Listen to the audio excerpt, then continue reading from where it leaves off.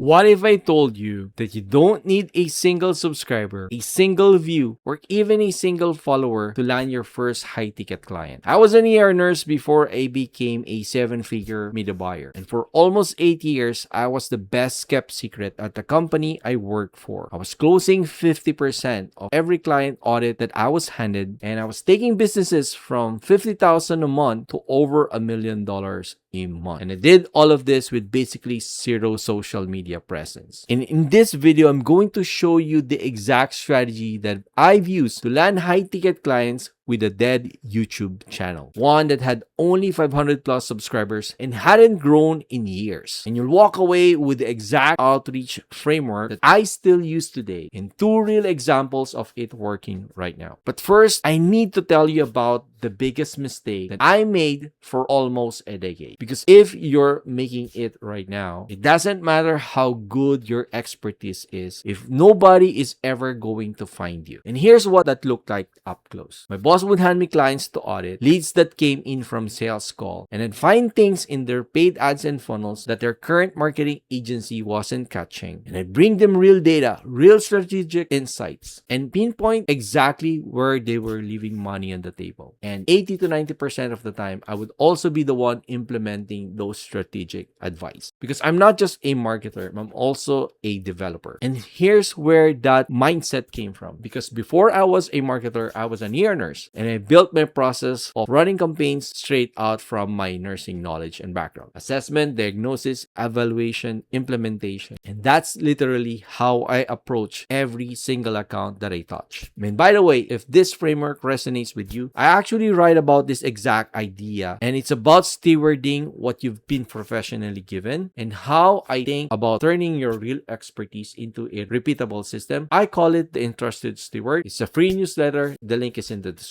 Now let's get back right to it. That methodology worked. It took companies from spending $10,000 a month to up to $200,000 per month. It took e-commerce brands from doing $50,000 a month over $1 million in just a couple of years. I've done it for multiple companies, real results, and here's the thing, nobody knew me because I had no social media presence. I had maybe an old following from an SEO thing, but that was years ago and life got busy and I just let it die. And honestly, I didn't want to be another social media guru or another bro marketer. I kind of disliked that whole thing. But here's what I eventually realized. I didn't need a huge following. I just need to be in front of the right buyer at the right time. I don't need to be a huge influencer. I just need to have the right visibility to the right person at the right moment. And I use that data to figure out exactly how to make that happen. 10 plus years as a marketer and a media buyer, and I had an old YouTube channel where maybe I'd post 1 or 2 videos every couple of months. And my best video was about only 10,000 views. And that probably took like 5 years or more just to get there. It was really demotivating. And actually unpublished a lot of my old videos because I was embarrassed. They were more of like the review style content and some got traction, some got affiliate sales, but that was it. Honestly, I had more success blogging than I ever did on YouTube because I just used to write SEO blog posts, rank them, and earn affiliate commissions that way. Then everything changed. AI changed everything. And I didn't want to go back to grinding out blog posts all over again. And one of the biggest things that pushed me towards YouTube was coaching my teenage son. He hit his first 100,000 subscribers in less than 2 years and is just 15 years old right now. And now that channel has over 162,000 subscribers. He worked hard for it, but I coached him on what to do, especially early on. And we weren't trying to become YouTubers. We just knew that once I dialed into the data, we'll be able to identify what actually worked and what didn't work. And for my own personal brand, I wasn't really focused on that at all. But then this thing happened. I needed to grow my own agency. I needed to attract higher ticket clients. I had some clients that I worked for years, but a lot of them were the smaller local type of businesses that only spend a couple of $100 on ads. So I wanted to get higher ticket clients and try to do my own outreach and not just wait for referrals or word of mouth. And that's when it hit me. If you have no social media presence, nobody knows you exist. And I was watching younger creators with bigger followings land clients left and right and sharing a lot of screenshots and testimonials from big names because they have a lot of social proof. And I don't know if that's real deal or not, but something had shifted in my mind. Now, it's mandatory for a business owner, especially if you want to build a personal brand and expertise, to have some sort of social media presence. Because people would Google you before they even get on a call. If they can find anything about you, that's a disservice to yourself. For me, watching my son grow his channel and seeing his confidence grow, seeing him actually monetize it, made this personal branding real for me fast. And for years, I did the things so many people do. I watched tons of YouTube growth videos, how to start a YouTube channel, bought the camera, bought the gear, but never actually did anything long-term with it. I would record half a video, maybe publish one, and then stop. What actually changed things was when I joined a course with real accountability. I got weekly coaching and a requirement to publish 6 YouTube videos, and that course was from Subscriber.ai, founded by Brian Ang and Hildebrand. And there was structure in this course: how to pick a title, how to build a thumbnail, and most importantly, a deadline. You need to be able to create 6 videos, publish them in under 6 weeks. And that accountability is what got me moving. And at the time, I only had 500 subscribers, and the channel hadn't grown in years. It was basically dead. I actually became a case study for a subscriber later on, but that's a story for a different video. So here's how I actually started making videos. I just did a screen recording. I used Time Bolt and Camtasia. Most of the time, I was looking down because I was camera shy and I didn't fully know what I was doing. But I published 10 to 12 minute videos anyway. I almost fell into the trap of thinking that I needed to hire an editor, spend more money, make it perfect, but I cut it all out. I just did a screen recording because at the end of the day, I wanted the video to be published and I wanted my expertise to show. Sure, the videos didn't get a lot of views, maybe a couple of hundreds, but at the same time, I was doing LinkedIn outreach. I was connecting with people, starting conversations with my ideal audiences or ideal customers, my ICP. But when I started sharing my YouTube videos inside those conversations, that's when I started closing more clients. A handful of DMs turned into a couple of high-ticket clients, and that's when it clicked for me. I didn't need a lot of views.